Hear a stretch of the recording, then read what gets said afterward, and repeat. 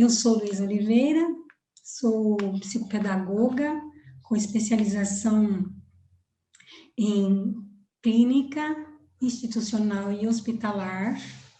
Também sou especialista em neurociência da educação e aplico a terapia ABA. Eu não sei quantos sabem o que é terapeuta ABA. Terapeuta ABA é um trabalho que nós fazemos para ajudar a desenvolver as habilidades cognitivas de crianças com autismo ou pessoas com deficiência intelectual, tá? Bom, vocês estão com aqueles filhinhos que estão passando do antigo primário para o antigo ginásio, né? E no 6º ano, a criança, quando passa para essa fase, que bom, agora eu não sou mais pequenininho, porque quando eles já estão lá no 5º ano, eles já não querem nem mais participar do programa de papai, de mamãe, porque, não, não, isso é para pequenininho, né? Então, eles já se acham, como dizem eles mesmos, né? Não é mais uma criança pequena, mas não deixa de precisar do papai, da mamãe, do professor, né? Isso a gente tem que ter em mente. Então, nós vamos falar um pouquinho a respeito de adaptação. Eu penso, vocês agora devem estar fazendo as primeiras provas do ano, né? Agora são as primeiras provas, né, professora Daphne? Ok. E aí os pais ficam apavorados quando começam a ver as notas. Vamos se preparando aí, hein? As notas vão vir, às vezes, com um pouquinho de diferença. Por quê? Essas crianças têm que se adaptar ao novo. Agora, sou maior, mas veja lá, um monte de professor, um atrás do outro. Eles ainda não têm aquele hábito de ter todas essas mudanças, porque tinha uma professora só, aquela mãezona que dava todas as orientações, agora nós vamos pegar o caderno tal, agora, 6º ano não tem mais isso, eles têm que ser autônomos, então, é um momento de alegria, mas é um momento de medo e isso causa ansiedade. Eles sentem medo, eles sentem ansiedade, embora estejam alegres, né? Porque agora já são maiores, mas tudo novo. É como nós, quando vamos entrar num emprego novo, né? Eu, por exemplo, trabalhei em 9 escolas adventistas. É rede adventista, mas cada escola que a gente vai é uma realidade diferente. Isso causa ansiedade na gente, é natural, né? Porque você tem que se adaptar às necessidades daquele local. Então, as crianças, elas passam por esse momento também. E quando chega um professor, daqui a pouco chega outro professor, e eles não terminaram, às vezes nem terminaram de copiar o que o professor da primeira aula tinha feito, já tem que vir um outro professor e ficam perdidos. Alguns, coitados, entram em angústia, começam a chorar, porque eles não estão se adaptando bem, mas o momento de adaptação é normal assim, e eles vão ter que se acostumar com essa situação, né, porque afinal de contas eles estão crescendo, eles estão amadurecendo, e aí uma coisa extremamente importante que eles precisam aprender a fazer é trabalhar com agenda. A agenda vai ser fundamental para que eles consigam ter tudo o que eles precisam em mãos no momento de estudar, de fazer a lição, não ficar perdido. Além da agenda, eles precisam do horário de aulas. No 5º ano, também tinha horário de aulas, mas a professora está ali falando, vamos lá, agora vamos pegar o livro tal. Agora nós vamos ter aula disso. Olha, se preparem que daqui a pouco vocês vão ter educação física. E agora, no 6º ano, não é assim mais, não. Eles têm que saber direitinho qual é a próxima aula, qual é o professor que vem, o que eles têm que ter em mãos, se tem trabalho para entregar, se não tem trabalho para entregar, o livro que eles têm que trabalhar, etc. e tal. Então, é um momento, assim, bastante complicado para eles. Uma outra questão é a entrega de trabalhos. No 5º ano, era tudo para uma professora só. Né? A professora pega o trabalho, ela vai dar o de português, de matemática, geografia, não importa, é a mesma professora. E agora? Agora é o trabalho do professor de português, é o trabalho do professor de geografia, é o trabalho do professor de matemática, e eles precisam se organizar para que eles saibam exatamente fazer esses trabalhos. E tem um detalhe importante, que nós falamos aí sobre agenda, anotar na agenda o dia de entregar o trabalho. Mas não adianta olhar na agenda no dia de entregar o trabalho. E como eles ainda não têm muito hábito, eles ficam perdidos. Então, cabe aos pais, né, aos cuidadores, estarem orientando eles em relação a isso, até que eles criem autonomia. Então, eles precisam marcar, o professor fala, olha, vocês vão entregar o trabalho tal dia, então vai naquele dia, marca, entregar o trabalho do professor de português. Só que ele precisa, uns dias antes, uma semana ou 15 dias antes, marcar ali, fazer o trabalho de português para entregar no dia tal. Por que isso? Porque não adianta fazer o trabalho de última hora, vai fazer o trabalho de última hora, vai fazer correndo, não vai aprender nada, não vai ficar no capricho, e aquela ansiedade com medo de não dar conta vai fazer com que ele não assimile os conteúdos e também não saia um trabalho bonito. Então, é importante que se anote dias antes para fazer esse trabalho e também, assim, na véspera da entrega do trabalho, já coloque na agenda também. Amanhã, levar para o trabalho de tal matéria, porque eles se esquecem, então a agenda é importante e tem que olhar a agenda todos os dias, anotar e olhar todos os dias. Tarefa de casa. Aí o professor de português da tarefa, português praticamente tem aula todos os dias, né? Matemática também, talvez não tenha um dia na semana. Mas tem matérias que não tem todos os dias. E aí eles anotam, falam, a aula do professor vai ser só na quinta, então eu faço depois. E aí esquece. Então, tem que estar atentos. A tarefa de casa, ela serve para rever conteúdos trabalhados na sala. Isso é extremamente importante para que, no momento em que ele precise de puxar esse arquivo do cérebro, ele vai ter lá. Agora nós vamos falar sobre as rotinas de casa. Por quê? As rotinas, elas são importantes não só para o aluno, mas para a família também acompanhar as atividades do aluno. Ele precisa de adquirir responsabilidade. Agora ele tem que ser mais autônomo. Então, nós temos que saber como orientá-lo e a rotina vai ajudar bastante nisso. Ele tem um momento que agora ele está no 6º ano, tem vários amiguinhos e eles, como acham que já são rapazinhos e mocinhas, eles precisam estar com aquela amizade, porque faz parte a amizade, nós somos sociáveis, somos seres sociáveis, então isso faz parte da vida. Só que essa amizade tem que ter respeito, né?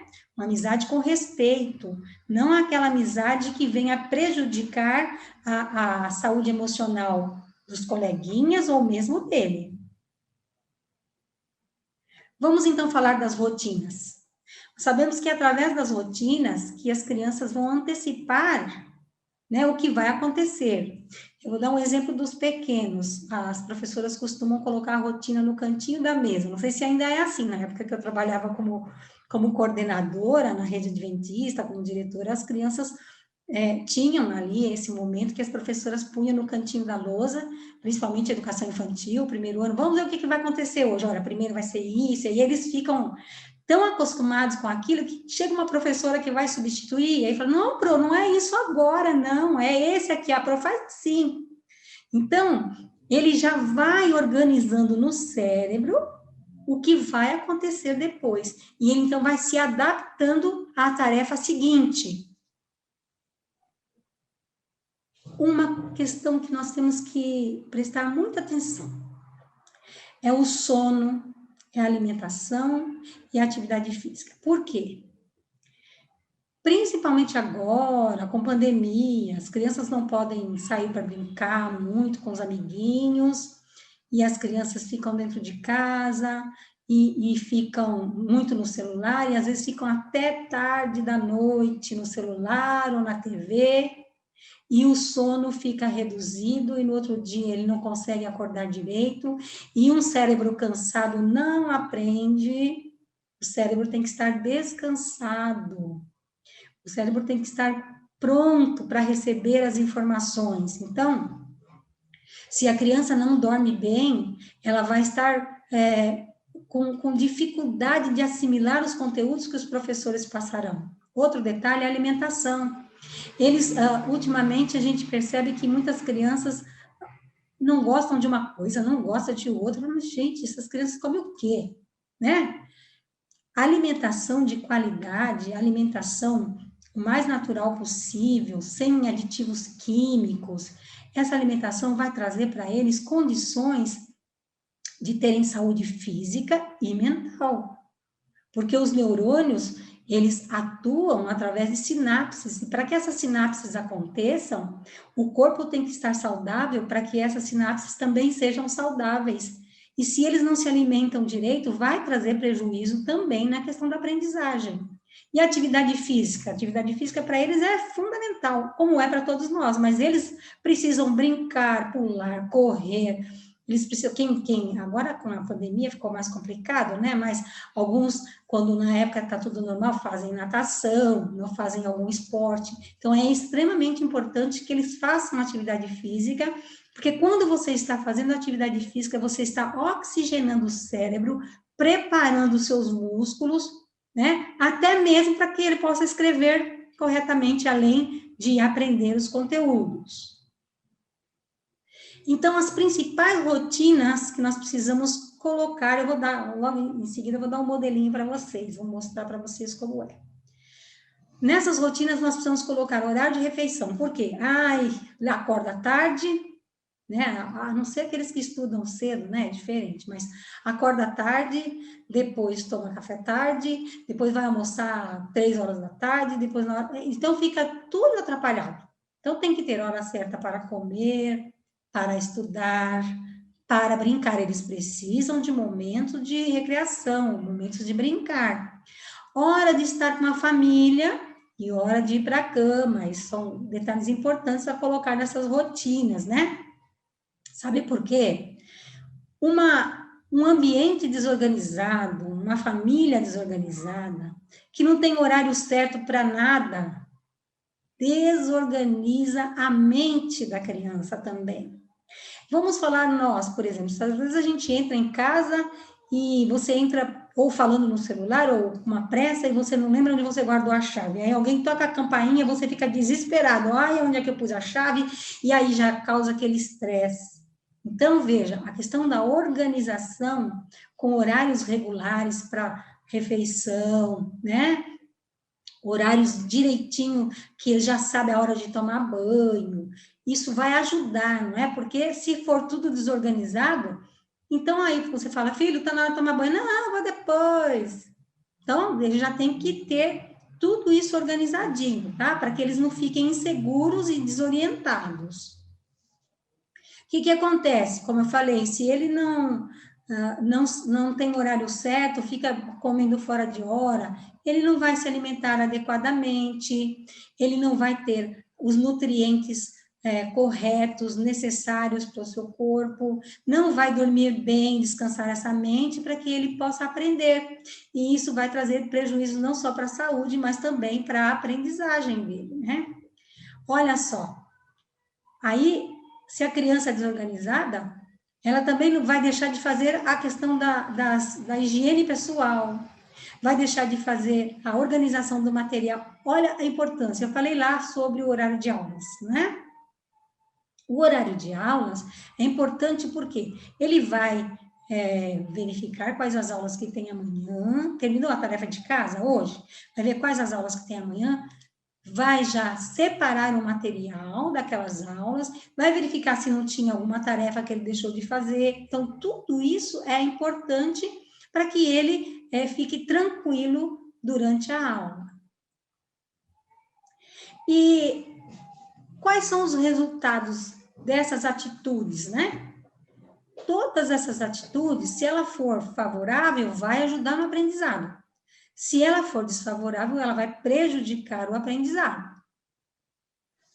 Então, eles precisam desenvolver autonomia, ou seja, eles precisam saber o que é que eles precisam fazer. o que é que tem para fazer, né? Isso não é só para criança, para adolescente, né? Porque eles precisam cumprir com suas obrigações. Afinal de contas, nós estamos preparando eles para o futuro. Serão futuros profissionais. E esses profissionais têm que ser organizados para que eles possam fazer um trabalho bem feito, estar a contento de acordo com os objetivos propostos pelo seu chefe e receberem o dinheirinho deles tranquilamente. A ausência de rotinas e de regras, elas causam medo, ansiedade e insegurança, porque não sabe o que vai acontecer agora e agora, eu não sei. Ai, e eu não sei onde está isso. Eu tinha que entregar um trabalho, eu não fiz o trabalho, e o trabalho é amanhã, e eu vou ficar com nota vermelha, e meu pai vai brigar comigo. Então, uma coisa vai levando a outra, vira uma bola de neve. Regras e rotinas servem como referência para quê? Para direcionar e organizar os pensamentos. E os pensamentos estando organizados, você sabe o horário que você tem cada coisa para fazer, você vai equilibrar as suas emoções, porque você vai estar tranquilo, você já sabe que aula que vem depois, você já sabe o que é que você precisa fazer, então isso vai equilibrar a questão emocional e vai facilitar a aprendizagem. Aqui eu tenho um modelo de rotina sugestiva aqui para vocês. Vocês percebam que eu coloquei aqui, esse aqui é do ano passado, eu ia colocar uma desse ano, mas eu resolvi deixar essa daqui mesmo. O horário que ele levanta, né, e vai para o colégio. Tá vendo? Cada dia da semana, tá vendo? Só que tem dia que tem atividade X, tem dia que não tem. Por exemplo, aqui no caso, essa pessoa tem Kumon em determinado dia, né? Que é na terça e na sexta ela tem Kumon neste horário. O outro dia ela não tem, então ela vai almoçar neste horário, tá? Por quê? Porque ela sai do colégio às 12, às vezes chega em casa, vai tomar banho, trocar a roupa, aí vai almoçar entre 12h30, 13 horas. Então, veja, cada dia ele tem as atividades para fazer no horário certinho. E o que você tem que fazer com isso? Você tem que preparar isso aqui junto com ele, ou com ela, não é? Para que esteja atento em relação ao que precisa fazer e tem que deixar impresso num lugar visível. Não adianta fazer e deixar dentro da mala ou uma gaveta, porque tem que estar sempre olhando. Ai, agora eu tenho que fazer isso. Ai, agora é hora de estudar, agora é hora de tomar banho, agora é hora de brincar. Então, é importante que ele já vá se organizando, tá? Então, olhar a agenda.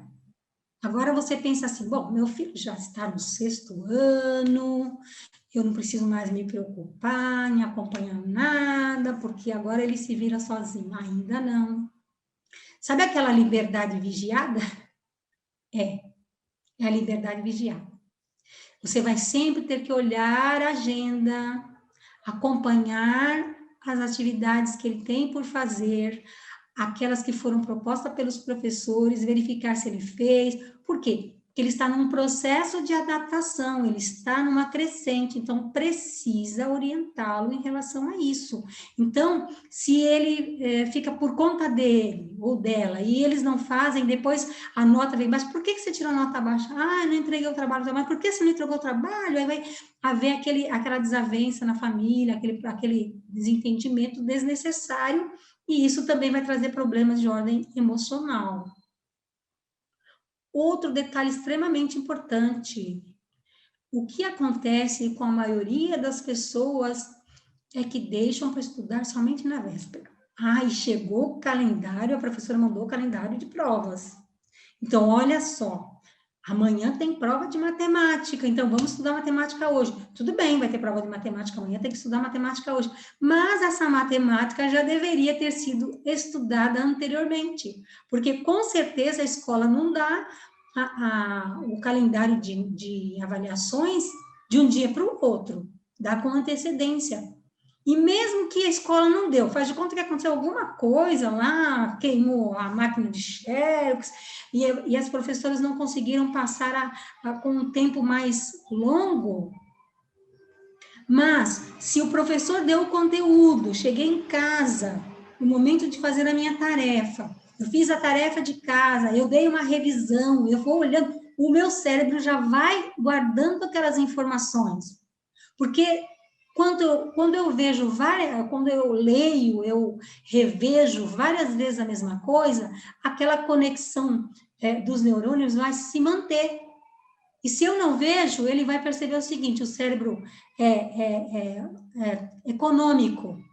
Então, se você não usa aquele conteúdo, aquele assunto que você estudou uma vez, você parou de estudar, ele, bom, não está chamando, então, porque ele não precisa. Então, vamos economizar, vamos desligar essa conexão. E aí, olha o esquecimento, tá? Então, a revisão dos conteúdos ajuda na assimilação e acomodação. A Piaget fala muito sobre isso, assimilação e acomodação. O que que é? Você compreender aquilo que você estudou, aquilo que você fez, de forma que fixe na sua mente. E os pais precisam acompanhar essas atividades. Um detalhe importante: nunca devem fazer para o seu filho. Eles precisam desenvolver autonomia. Papai e mamãe já foram à escola na época em que eles deveriam ir. Alguns estão fazendo faculdade, pós-graduação, ou mesmo fazendo um EJA, alguma coisa. Então, cuida do seu, mas deixa ele cuidar do dele. Você vai acompanhar aquela liberdade vigiada, vai ver se ele fez, se ele não fez, mas não pode fazer por ele. Ele precisa fazer para ele desenvolver a aprendizagem, ele desenvolver as habilidades que ele precisa. Então, nunca fazer para ele, tá? Algumas vezes eu me lembro que, quando eu dava aula, chegava uma letrinha diferente, e eu falava para meus alunos: essa letra na sua não. E criança, principalmente os menores, assim: a minha mãe fez para mim. Falei: sua mãe está aprendendo, mas ela não aprendeu isso na escola já? Então, eu tinha que conversar com a mãe, sabe? Às vezes a criança está com dificuldade, está nervosa porque está fazendo uma atividade e não está dando conta. Faz o seguinte: dá uma paradinha, levanta para tomar uma água, descansa uns 10 minutos e aí volta. Volta e vai dar continuidade naquele estudo, tá? Mas não é para os pais fazerem. Por quê? Quando os pais fazem, eles se acomodam. Então, se eu tenho quem faça para mim, por que eu vou me esforçar para fazer? Se eu tenho quem pense para mim, por que eu vou esforçar a minha mente e pensar? Não, meu pai que pense para mim, minha mãe que pense para mim. Então, nós precisamos ensiná-lo a pensar. Agora, eu vou comentar com vocês aqui um assunto mais voltado para a questão psicológica, porque ela é extremamente importante dentro desse contexto que nós falamos. São os estilos parentais. O que são estilos parentais? É o tipo de pai ou de mãe que você é. Então, ou você é negligente, ou você é autoritário, ou é permissivo, ou é participativo. Aí eu vou falar sobre cada um deles e as consequências de cada um deles. Pais negligentes. São aqueles pais que não estão presentes na vida da criança para ficar ensinando o que é certo e o que é errado. Tem dificuldade em dar carinho e oportunidade de voz. Sabe aquela coisa? Não, isso aqui é quem manda sou eu, do jeito que eu quero, você não tem que falar nada aqui. E são ausentes na questão emocional e fisicamente. Infelizmente, muitos pais trabalham e trabalham muito. Às vezes, quando sai, o filho está dormindo, quando chega, o filho está dormindo, não é? Mas nós temos que procurar ter momentos em que estamos juntos com essas crianças para ajudarem eles na questão emocional e também na vida escolar, não é?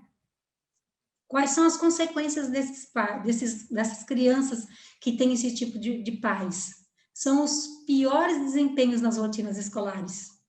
A tendência deles é de ter transtornos depressivos, porque são ansiosos e futuramente, olha que coisa terrível, podem até desenvolver o hábito de utilizar drogas e até mesmo chegar ao suicídio, por causa da ansiedade, de se sentir mal amado, de se sentir inseguro. Vamos ver os pais autoritários. Esses pais autoritários, eles são presentes para cobrar: você tem que fazer isso, você tem que fazer aquilo, coloca limite, não faça assim, não faça assado. Você esse pai ensina o que é certo, o que é errado, ok. Aplica com um castigo por causa de um comportamento que não acha adequado, mas tem dificuldade, assim como o outro, em dar voz e deixar a criança fazer as suas escolhas. Deus nos fez com a liberdade de escolha. Lógico e evidente que a criança não tem noção do todo, mas nós precisamos ensiná-las, orientá-las e dar a elas a oportunidade de escolher aquilo que é possível. Tá? A questão de vou para a escola, não vou para a escola, isso aí não dá para escolher, né? Tem que ir, né? Dificuldade em tirar tempo para brincar com a criança. Às vezes os pais trabalham tanto, ou são tão sérios, acham que se for brincar com ele, eu vou perder minha autoridade. E essa dificuldade de dar carinho, de dar afeto, também vai trazer prejuízos. Quais são as consequências? São crianças que cumprem as regras, cumprem os deveres, mas são ansiosas, ficam extremamente ansiosas, né? Isso pode trazer uma série de problemas em relação à aprendizagem e à vida da criança como um todo. E os pais permissivos? Aqueles pais que gostam de dar carinho, que gostam de dar afeto, que gostam de fazer tudo que o filho quer. Ah, eu quero isso, né? Não só na questão material, mas também nas questões emocionais. São super protetores. Aqueles que fazem a lição, né? Quando a criança está cansada, está com preguiça, faz a lição por ele, né? Dificuldade de impor regras e limites, por quê? Porque tem medo de falar um não e a criança ficar chateada, né? Mesmo que seja necessário fazer, fica assim inseguro esses pais de darem esse direcionamento. Quais são as consequências? Boa estima. Se sentem amados, mas se sentem incapazes, com dificuldades de lidar com as regras. Eles não sabem lidar com as frustrações. Queridos, nós precisamos preparar os nossos filhos para lidar com as frustrações. Eu sei que nós amamos os nossos filhos, também sou mãe, sou avó, nós amamos, mas tem coisas que nós não podemos evitar que eles passem na vida. Então, se eles aprendem a lidar com as frustrações, eles vão amadurecendo emocionalmente, e isso é importante para eles. Então, essas crianças vão apresentar problemas de ordem emocional também. Agora, os pais participativos são aqueles pais equilibrados entre os dois extremos. Nem tanto o céu, nem tanto a terra, não é assim que a gente fala? São pais presentes que orientam nas coisas que eles precisam fazer, nas certas, nas erradas. Quando precisa elogiar, elogia. Não vai dar elogio quando não merece, né? Se precisar chamar atenção, vai chamar atenção. Vai mostrar as alternativas do que é correto quando ele fizer uma coisa errada.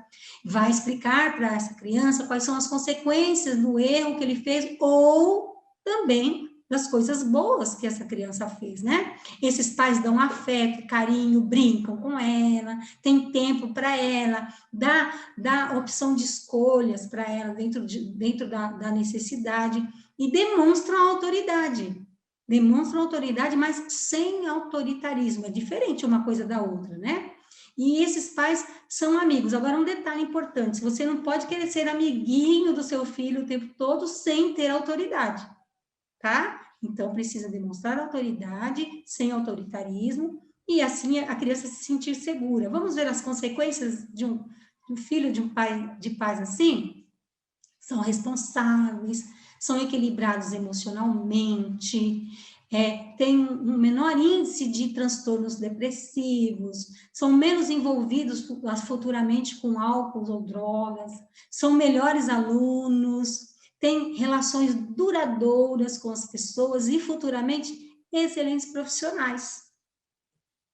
Qual é o seu estilo? Eu tenho certeza que, enquanto eu estava aqui falando de cada estilo parental, cada um estava se encaixando onde achava melhor. Eu acho que eu sou esse tipo de pai, eu preciso melhorar, ou estou bem assim. Então, cada um sabe que estilo de pai que é. Mas veja, uma vez que nós estamos aprendendo, isso aqui acaba sendo uma aula, não é? Então, eu tenho que refletir sobre as minhas ações para que eu seja o pai que preciso ser, a mãe que eu preciso ser. Aí as crianças chegam lá no Fundamental 2 e eles querem ser bem-vindos, precisam ser bem-vindos, mas bem-vindos em todos os aspectos. E nós não devemos jamais falar assim: olha, agora você já está no 6º ano, você não precisa mais de ajuda, não precisa mais de mim, ou então ficar fazendo como se ele fosse um aluninho lá do 2º ano, do 3º ano, que eu tenho que fazer tudo para ele. Então, queridos, eu espero que tenha ficado claro para vocês, e se vocês tiverem alguma dúvida, eu estou aqui para ajudar.